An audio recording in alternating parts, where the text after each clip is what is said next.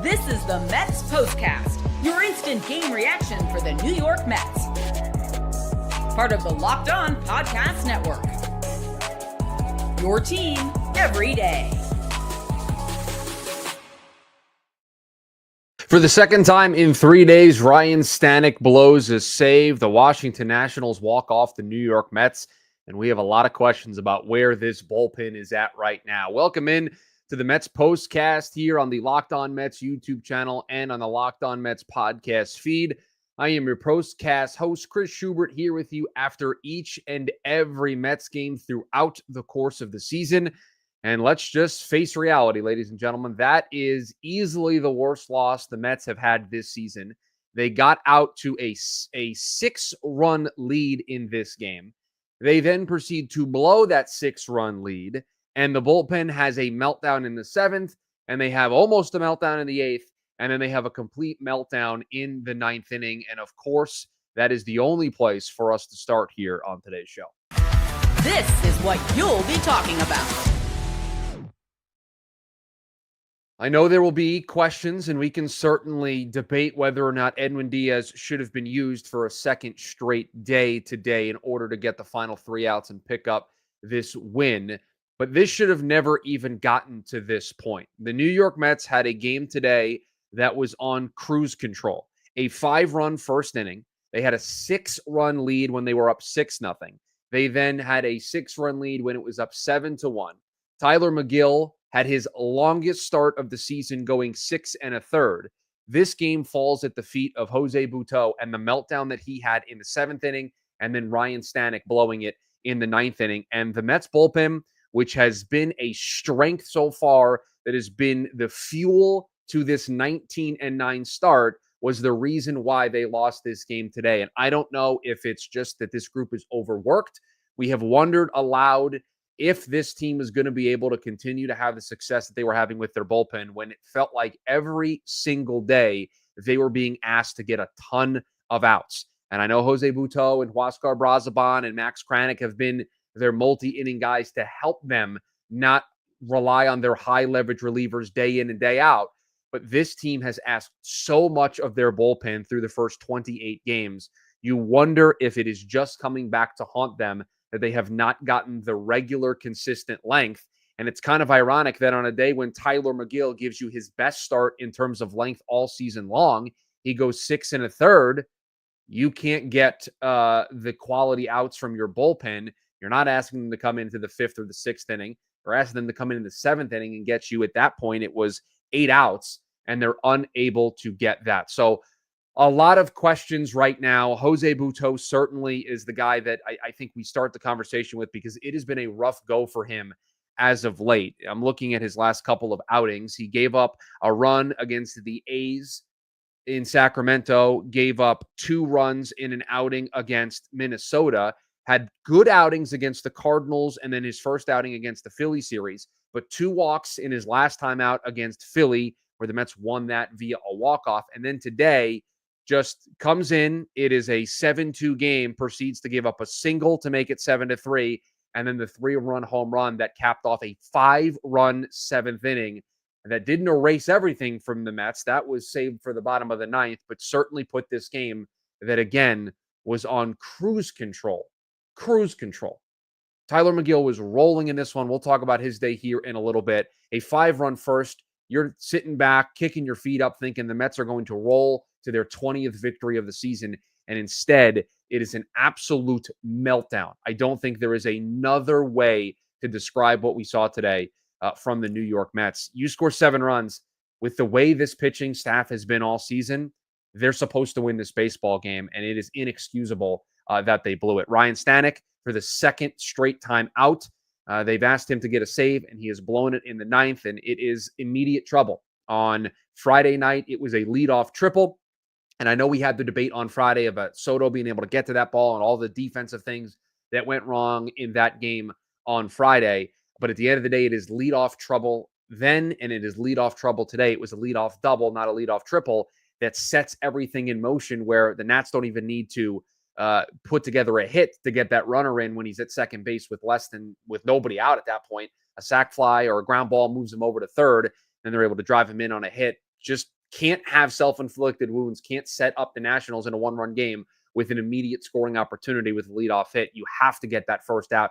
You have to take that ability to move the runner off the table and put some pressure on this Nationals lineup. And they just weren't able to do that. And Stanek, he threw the hardest we've seen him throw this season. The radar gun had him 100 a couple times, 101. So that was encouraging, but just couldn't seem to work himself out of trouble for the second straight time out. And again, just so many questions about this bullpen that has been taxed.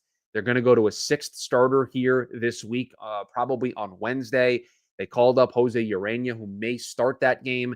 It just feels like a bullpen. This is just me. This is just my opinion. Don't know if any of you feel the same, but it certainly feels like the heavy usage that we have seen this bullpen go through so far at the start of the season is coming back to haunt this team. But they had opportunities to add insurance there in the eighth inning. They had second and third and nobody out. They get absolutely nothing in terms of insurance run.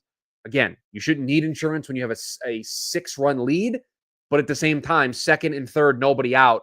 We've got to do a better job of getting a run across to make this a 8-6, a 9-6 game, and give yourself that little bit of cushion with how leaky this bullpen has been. We'll talk about Tyler McGill, the outing that he had. We'll talk about the 5-run first.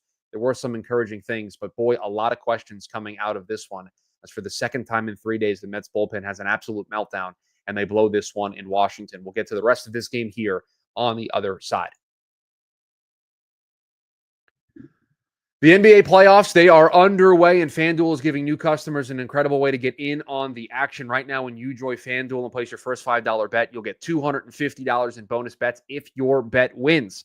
Perhaps there's a New York team that has similar colors to the team we talk about here on this postcast who picked up a nice win today to go up 3-1. Perhaps you want to join the bandwagon. FanDuel is going to be your place. They make betting so easy, whether it's picking your favorite team or diving into player props, from three-pointers to steals to assists. FanDuel has so many ways for you to bet your favorite player props. Plus, after a game tips off, you can even combine live prop bets into a same-game parlay for a chance to win big. Don't miss out. Head to FanDuel.com and claim your $250 in bonus bets. There is nothing better than catching an MLB game live, although today maybe you didn't want to be in the ballpark. The crack of the bat, the roar of the crowd, and the smell of the ballpark food. And if you're looking to go last minute, Gametime makes getting tickets easier than ever. With last-minute deals, all-in pricing, and a lowest price guarantee, Gametime takes the stress out of buying MLB tickets. Plus, ticket prices drop as Gametime gets closer, meaning you can score an incredible deal. Perhaps you want to go tomorrow, support the team when they come back home for a 3-game set here later this week. Maybe you want to be out there. Your last-minute tickets, Gametime's got you covered. Unbeatable prices, which means you've got more money in your pocket for food and merch. They've got the Gametime Picks feature, makes finding the best deals effortless. It filters out the fluff and highlights the top discounts in the stadium. One of my favorite features, the seat view. Before you buy the seat, you can preview what it is going to look like. No bad surprises when you get to the stadium. Take the guesswork out of buying tickets with Gametime. Download the Gametime app today. Create an account and use code LOCKEDONMLB for $20 off your first purchase. Terms apply. Again, create an account and redeem code LOCKEDONMLB for $20 off. Download Gametime today. Last-minute tickets, lowest prices guaranteed. Back here on the Mets postcast here on the Locked On Mets podcast feed and on the Locked On Mets YouTube channel, and I can see it in the live chat. I get it. A frustrating day.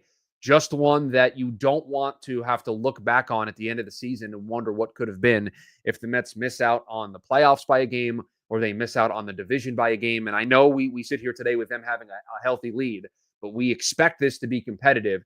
You would hate to look back at a game like today and say, man, what if? Because there is no business for this team after a 5-run first inning to blow a 6-run lead. Just inexcusable, unacceptable that the bullpen had the meltdown that they did, despite the fatigue concerns that we may have, or despite, being asked to do a whole lot here in the early season. I don't care. At the end of the day, you have a 6-run lead. You have to hold that 6-run lead.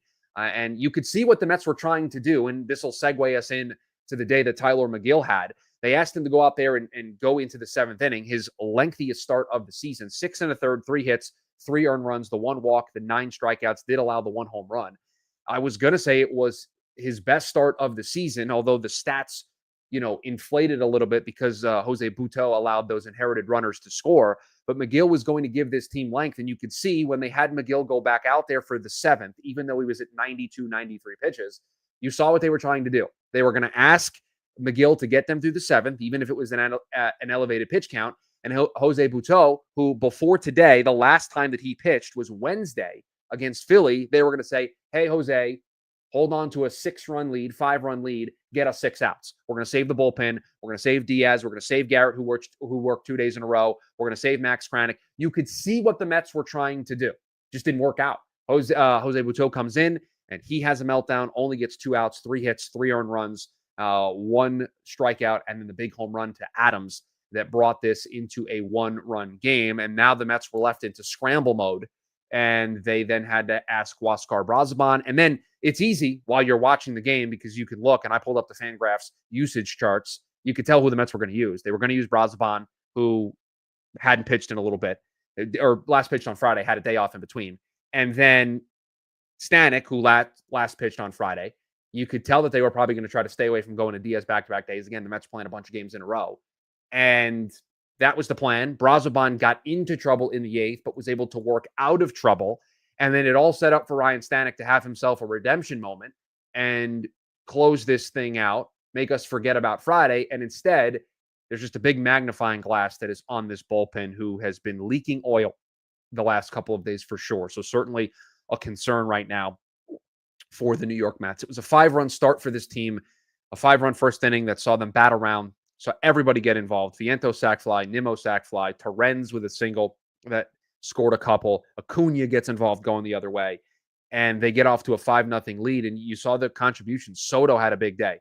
2 for 3 with 2 walks. First time we've seen him have a big day in a little bit. There were some things that if they hold on to the 6-run lead that we can talk about. A great day for Acuna driving in a run. Luis Terrens with 2 hits. The great day from Tyler McGill. All those things we could talk about and we could focus on and we could, give out the player of the game award. If you see here, I still have the player of the game thing on the sidebar because it was trending towards a victory. It was trending towards this team with a 6-run lead late. They were going to just cruise to a victory. We're going to be able to talk about this team getting to 20 wins. And instead, we are left questioning everything about this bullpen. And I'm sure Carlos Mendoza is going to be asked why Edwin Diaz didn't go. Would I have used Edwin Diaz in back-to-back days? I probably would have. I wouldn't have worried about tomorrow. I would have worried about the game in front of me today. And while it should have never gotten to that point, you're here now. It's a 1-run lead in the 9th inning.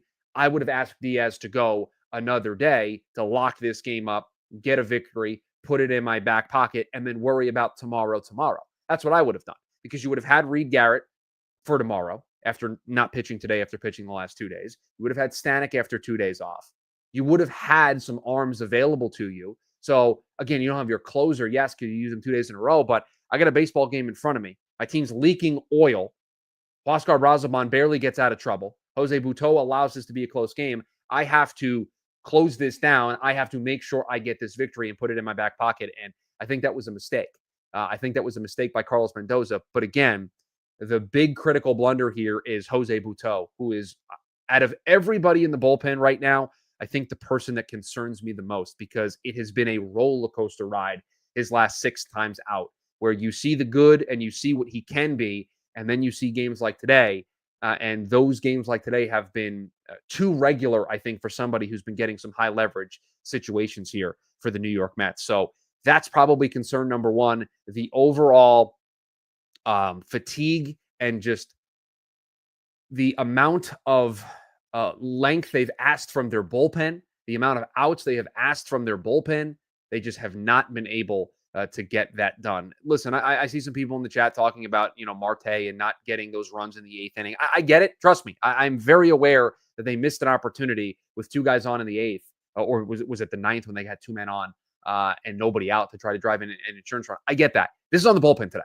This game is on the bullpen. This game is on Jose Butto. It's on Ryne Stanek. It is on a bullpen that for the last week or so, as Gary mentioned on the broadcast, has shown signs of kind of coming apart at the seams and struggling. And they struggled today.